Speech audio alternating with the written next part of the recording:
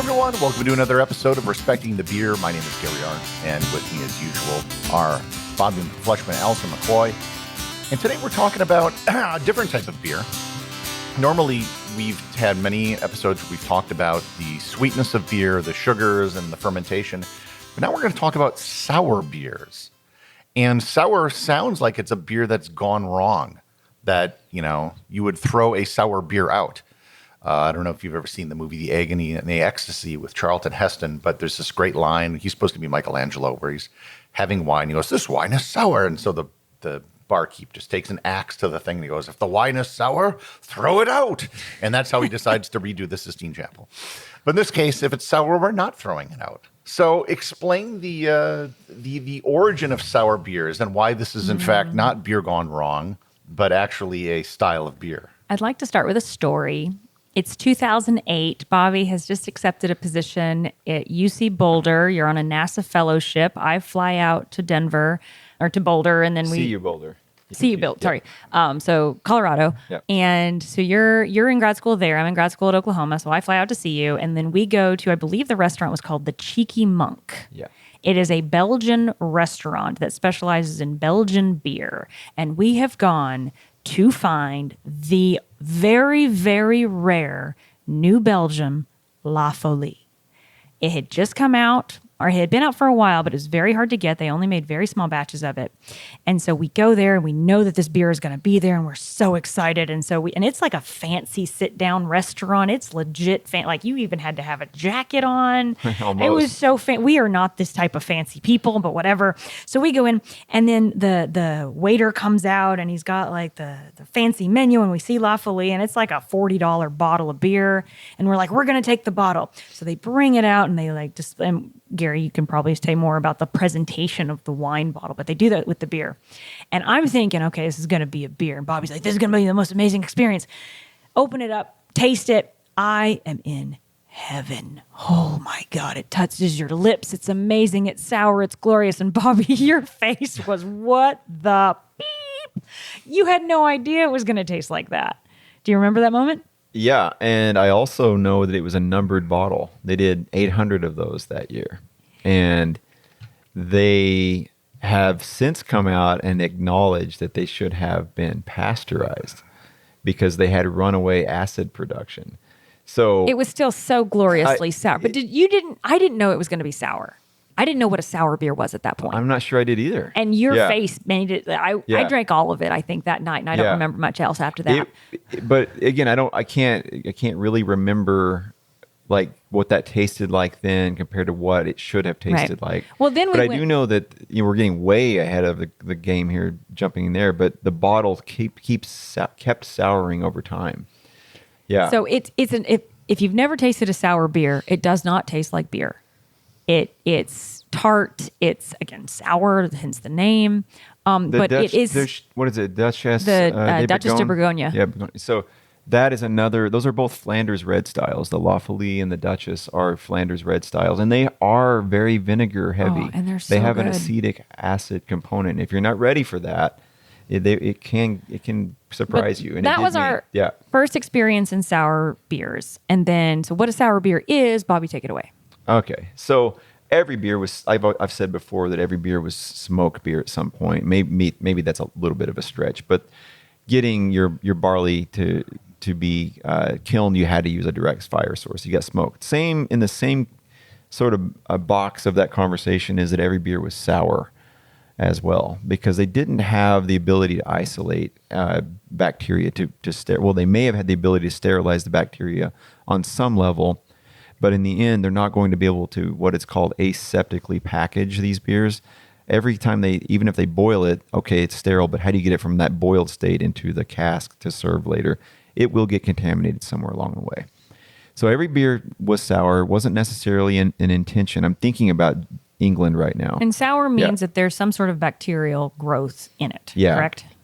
Yeah, exactly. And I mean...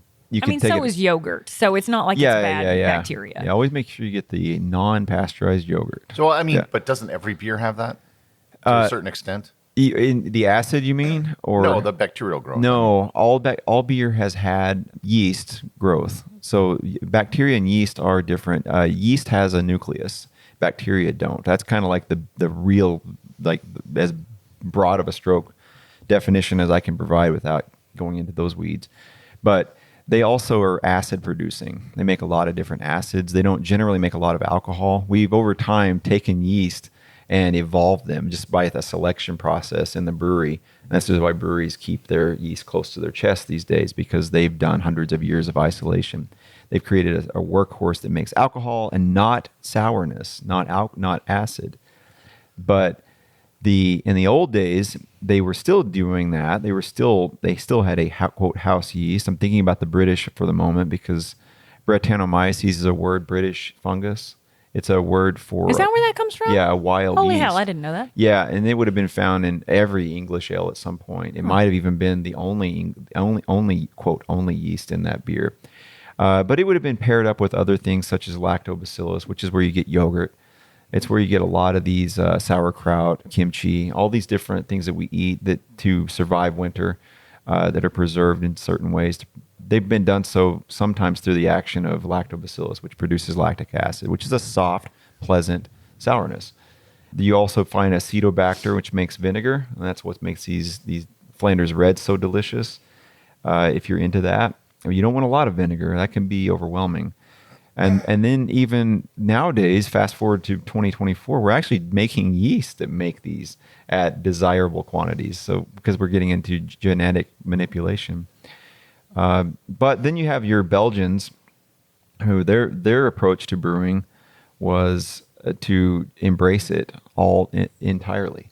So they'll boil their wort, going back at least there's a lot of debate right now as to the history of what are called lambic styles. But the lambics are the wild, one of the sour they're called types of beer. Spontaneously fermented, which means they put them out at night in the fall. They boil and they throw them into a vessel on the roof or in the barn and let it cool down overnight. And they open the windows and they let air go through the loft, and it brings all this bacteria from the field at harvest. And then they bring it back down after it's cooled down and it has been inoculated with that bacteria.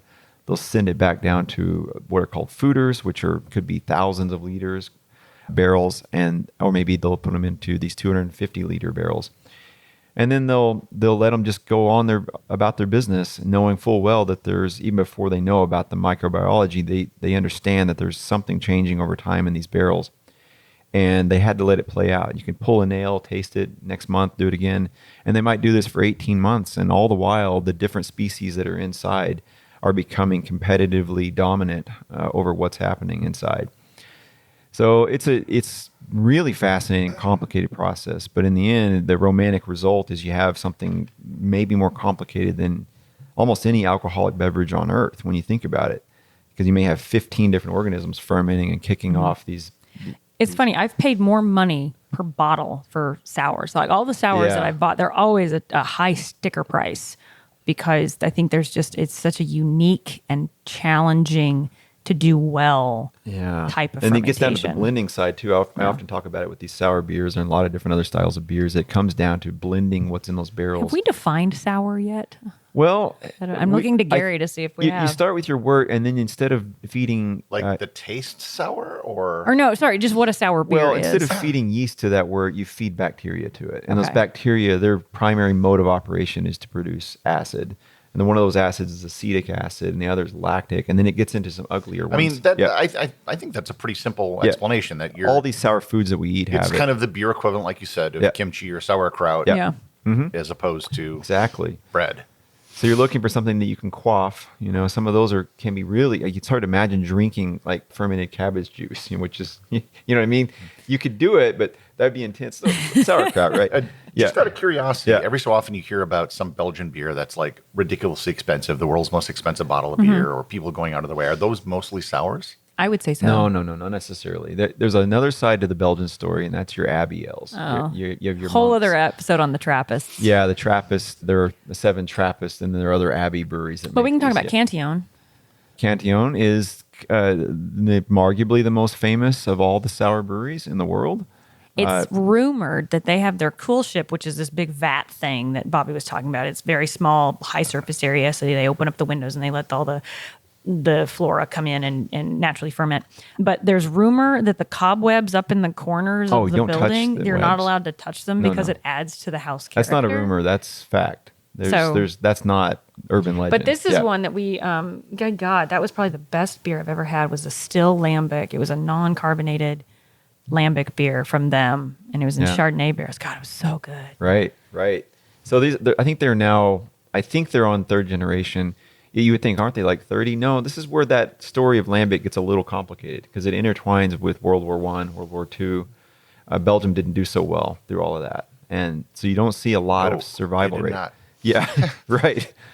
So the story of lambic is kind of being rediscovered right now. But at this point in time, Cantillon is the one that kept it alive. You can argue that they're the reason we have lambic today. Oh, wow. Yeah, because they were the last one standing, as far as we can tell, or they were among the last two. But the thing that they did really well, though, is they figured out tourism. And like 30 years ago, they figured out that they should build a museum. So they built a museum. And damn marketing again. Yeah. Ugh. But their beer That's is how businesses exquisite. survive. And It really is. Some of our friends at the beer factory, the owners there, Mari and Ben Fogel, took a trip about 10 years ago To Belgium. And brought back some Cantillon beers. And we drank them one night. I think maybe I've told this before, but we drank them one night with them. And then after that, we had a lot to drink. So I said, hey, just put some foil over the top of those. I want to do something with those bottles tomorrow. So got up the next day and I took whatever was left in the bottom and I fed it some wort and I put it on little bitty stir plate, literally put it in like 50 milliliter stir or Erlenmeyer flasks. And I spun it up and I started growing what was inside that. I grew it from 50 to 500 to eventually 5 gallons. And when we had 5 gallons of each one of these bottles grown up, these were impeccably well made. I'm not patting myself on the back as much as I'm saying that we were able to take the magic in that bottle and just let it extrapolate and become its own thing. We ultimately started a sour beer program for our brewery, McFleshman's, about 9 years ago, and it ended up over in the basement of the Appleton Beer Factory. And it all started on those 2 or 3 milliliters from each one of those bottles. Yeah, it was the first beer we brewed. We brewed it on their system. This is you're talking about 10 Paces, right? Yeah, Yes. 10 Paces. It's its own story. I didn't know about this origin. That's kind of interesting. It's very, and I've had blind in the sense that people didn't know that I was giving them a Cantillon derived Flanders Red or Flemish Red. Lambic, and they would taste it, and they would say to themselves, or they ask me or tell me that this tastes like Cantillon. Wait, And- is this? Oh my God, I can't. Your roommate from beer school. I've forgotten her name. Brianna. So she's now a Miller chemist, Who microbiologist. specializes in sour programs. She's, she knows she's her actually shit. the yeast propagation plant manager Right. for Miller. She's so smart. She went to beer school with Bobby. She's so awesome. And so she came up she was in town or in Milwaukee. So she drove up to see the brewery and you took her on a tour of the Lambics. And she's like, and the guy who was with her is also a sour specialist. One of them is a sour I think specialist. they're both sort of had the same title in different plants. But they have been like, their taste buds had been trained to understand. And they tease out off flavors. So what are otherwise off flavors? Other folks You're are identifying. Well, they're looking for that not to show up in a Miller, but when you taste it in what it's supposed to be in, they have a trained palate. Anyway, they gave us they were very excited about our sour series, and so that was a really fun. It was nice, yeah. Nod of the hat to us. So this program's now 9 years old, and we're getting to the place now where we're going to start talking about blending different vintages And we should say, making so a Gueuze. the program is, so as Gary mentioned, it's our 10 Paces sour series, and it's us and Appleton Beer Factory. So we brew on both systems. And we collaborate together. Appleton Beer Factory has a very large basement space where we have these barrels in proper cold storage. I built a room down there, a climate-controlled room, so we can keep it at the right temperature and humidity level. And our breweries are 10 paces apart. And we kind of like to think of it like the marketing aspect is like we're dueling breweries. And so we're 10 paces apart, turn and fire kind of idea. And we try to... Which is a hot sauce name. We make hot sauce. So we're making we're about to start blending different vintages of lambic. That's the point we are now in this 9-year program. Oh, with the sour series. Yeah, and the sours. So when you blend different vintages, 1, 2, and 3 year especially, you're blending something that's been in the barrel for 3 years, which is going to be highly acidic and really dry, and with something that's 1 year, which still sounds old, but not in the bacteria lifespan. It's not that old. So that's going to be a little more sweet by comparison. Still sour. But you blend the 1, 2, and 3 back together, and you get something that's the best of both worlds, and they call that a Gueuze. Don't ask me to pronounce that.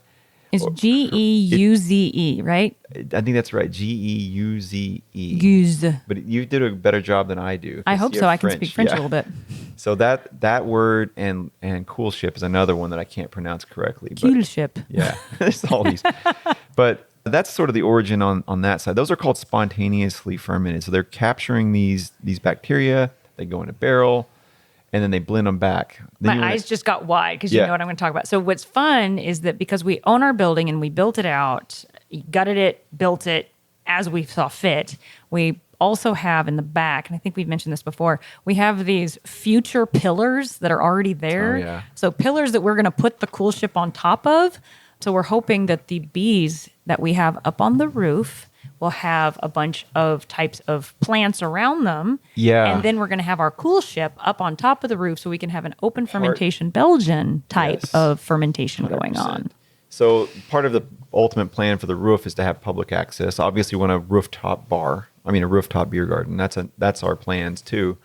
But included with that, I want a walkway around where the bees are and where the cool ship is, so you can get to interact with urban beekeeping and urban gardens. Yeah. But the posts are already there. They're sticking out of the top of the roof, and they're just sitting there waiting for that cool ship from the ground up to have a cool ship. Yeah.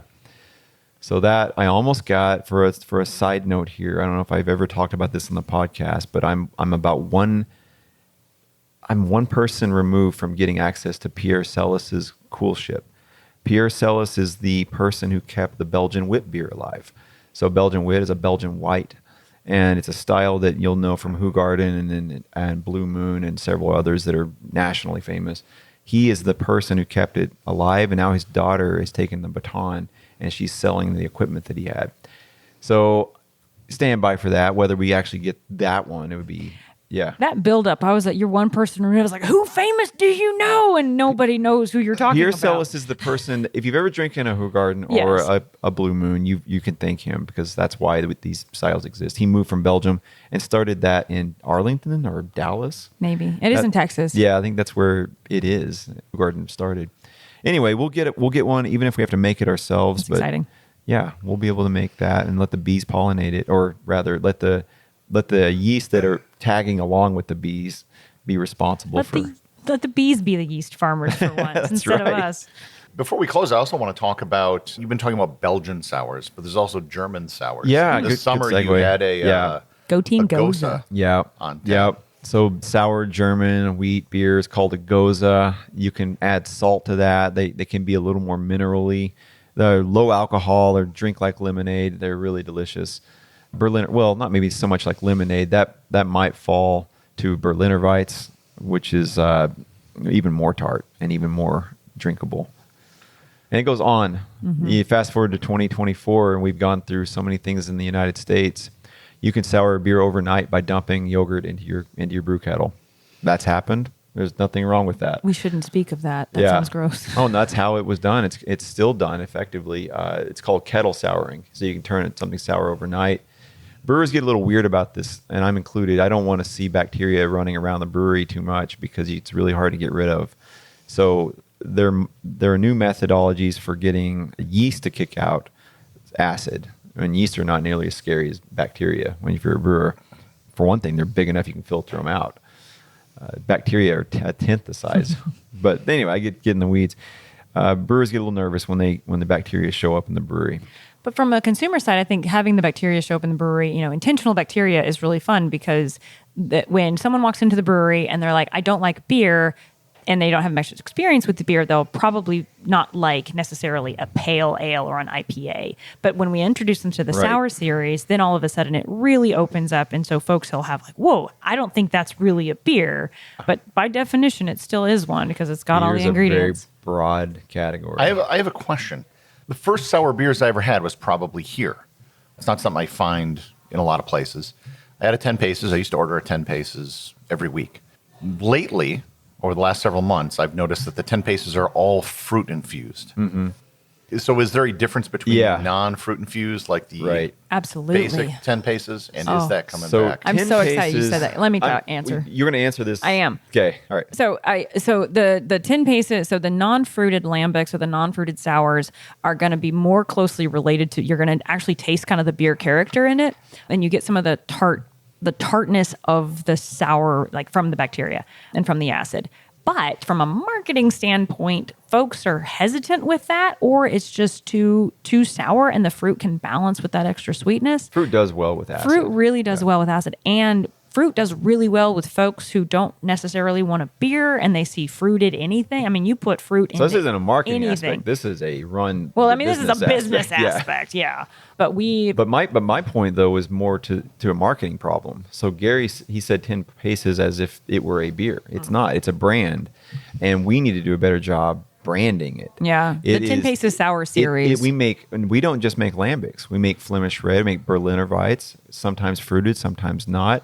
We're making hot sauce now, which is done. It's fermented in barrel. That's done at the beer factory under their food license. It's done in the same barrels that our sour beer, not the same one at the same time, but after it's been retired from making sour beers, it becomes a hot sauce barrel. So we're seeing that as a future for us in terms of all of our what I call mixed fermentations. I'm thinking about mustards next. I'm thinking about, we're even talking about doing pickled eggs. It this goes is on and news on. to me, and I'm just shaking my head no. But, this is how new stuff happens. Entrepreneurship, yay! Oh, but no, definitely come try our 10 Paces sour series. Yeah, and with by Appleton Beer Factory. This by Thanksgiving we should have a lot of our lambics in bottles. Yeah, we try and have this big release for the holidays because these are fantastic beers to have with turkey dinner. Oh, it's so good. Yeah, they are delicious. And Gary, we will have straight lambics and Gueuze this year, and that's probably what you had originally that you were referring to as 10 Paces. And the other one is the Flanders Red, which serves as the base for all these fruited ones. I believe that one we call dual flirtation. Recently. And that actually, that's right. We generally only do black currant in our Flanders Red. I completely stole that page or that play from Vinny Trelorzo of Russian River. Oh, gosh, we should. Consecration is maybe the best sour beer on the planet outside of Beatification, which Russian is River lambic. Brewing Company, which brought us 547, also does, or not 547. They brought us Pliny the Elder, which we then made an homage to. Yeah. They also, he is His the one sour beers that are established the second to sour none. beer program in America. Now in America, we can't call them lambics. That's a trade name, Like champagne? Yeah. It actually comes down to respect, because if you're in the beer world, there is a certain amount of respect. One might say respecting the beer. Yeah, no one can really call it. So I've been saying lambic very loosely, and we've been using it very loosely. Maybe this is a topic for another episode, but why is that word protected, but Not lager, Pilsner? everything else Great is question. not? No one has taken and made the effort, and it's Paperwork, Gary. so Paperwork. the ides of time, right? It's gone on so long, and it would have been Germans, right? That would have been Well, we have to say plagiarizing themselves. we have to say in America. Kolsch style. We can't say Kolsch. Yeah, that's true. We already say Kolsch style because Cologne is serious about it. They've filed the paperwork You have to be within eyesight of the Cologne Cathedral to call it a to Kolsch. call it a Kolsch. Kolsch. If you got to make it within that distance to be So called our a Kolsch. first sip is a Kolsch style. So there are only 14. I think there are only 14 Kolsch breweries in the world, but you can make Kolsch I style. think you need to make up your own style and then just enforce the trademark. Fox Valley Ale, which might smell like paper, so let's not do that. No. All right, that concludes this episode of Respecting the Beer. Make sure to subscribe to the show in your favorite podcast player so you'll never miss an episode. And feel free to join the Facebook group to get updates between the episodes and support the show over on Patreon. Links to both of these are in the show notes. And until next time, please remember to respect the beer.